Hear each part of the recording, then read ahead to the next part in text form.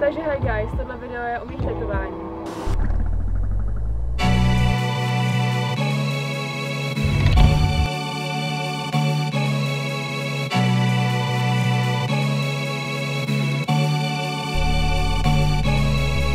Jako první věc bych asi zmínila, že na tetování byste vůbec neměli spěchat a měli byste si to určitě promyslet. Já jsem si své první tetování promýšlela zhruba půl roku a ještě mezi tím jsem změnila několikrát názor a jsem ráda, že jsem si nechala vytetovat až to, co jsem si nechala vytetovat.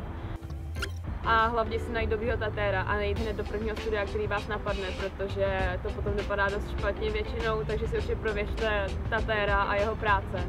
Já se teda nechala tetovat u Fila Tattoo. Je to naprosto skvělý kluk, který ví, co dělá a vám poradí, takže kdybyste náhodou nevěděli, tak si určitě podívejte na jeho práce.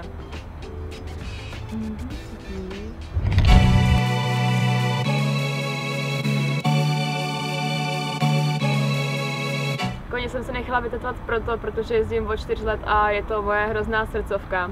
Takže vím, že to pro mě bude vždycky něco znamenat. A bolelo to tak, dalo se to vydržet, všechny tetování trochu bolí, ale není to bolest jako bolest, spíš to prostě štípe. A tak, to je všechno, co bych tomu řekla.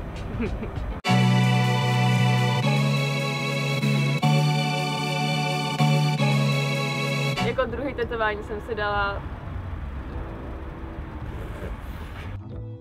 Moje další tetování jsem si nechala udělat někdy u lícní kosti, ale není to přesně podélní, spíš je to rovně a pokračuje to nad podpaží.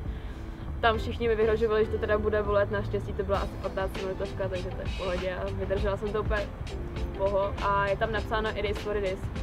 Každý se mě na to ptá a vždycky nechápe ten význam, mám to i na mých mikinách a má to, nevím, hrozně divný význam, protože každý si myslí, Bůh ví, co to znamená, ale pro mě to znamená úplně simple věc a to je, že to je to, co to je. A vždycky jakákoliv situace se prostě naskytne, tak je to to, co to je a prostě to nezvědíte. A...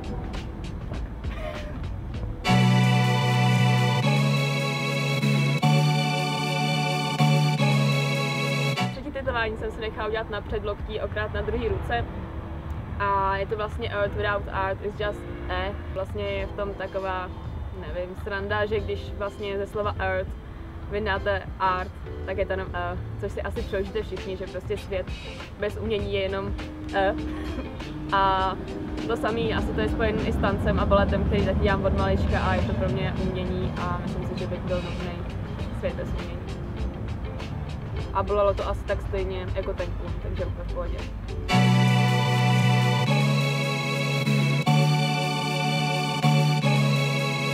Třetí tetování jsem si vlastně nechala udělat zase na předloktí, je to vodní bovol, není to kráva ani bejk a význam to má takovej, že asi před 4 rokama jsem byla s celou rodinou ve Vietnamu asi na měsíc a je to strašně hezká vzpomínka a navíc ve všech asijských zemích je to symbolem úspěchu a štěstí.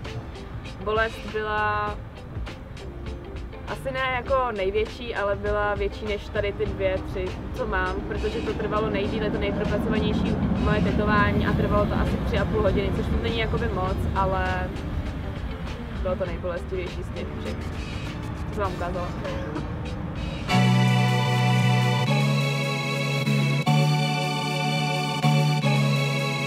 A moje momentálně poslední tetování je na kotnících, ne na předloktí nebo na rukou, i když tam se chystám pokračovat, tak jsou paty dolů. Všichni si mysleli, že Bůh ví, co to znamená, že mám zůstat nohama na zemi nebo takhle, ale má to úplně jiný význam a je to zase spojený s koňma. A to je to, že vlastně když sedíte na koni, tak máte mít paty dolů. Slyšela jsem to třeba tak milionkrát a bylo to asi úplně fakt nejvíc ze všech, co mám. Nikdy nechoďte na tetování kotníků, jinak umřete. Já myslela, že z toho porodím. Každopádně to stálo za to, líbí se mi to hrozně moc, jak už jenom módní doplněk, nebo prostě, že to pro mě něco znamená. A trvalo to asi 15 minut, ale myslela jsem, že to nevydržím. Každopádně se mi to hrozně líbí. Ale už to není moje poslední tetování, hodlám pokračovat všude na těle. Všude na těle, ty vole. Určitě si... Konec, čau.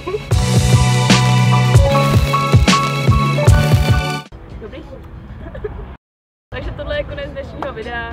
Určitě bude nějaký dalšího tetování, protože za chvíli budu potetovaná od hlavy až k patě a Házím tady shoutout Kubovi a celkově RM, protože tady bude mít ze mě nastydlý vaječníky, protože sedí na zemi. A podívejte se na jejich kanál, protože stojí za to.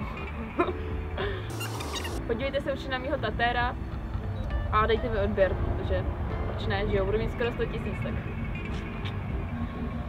Takže někdy nebo nikdy. Čau.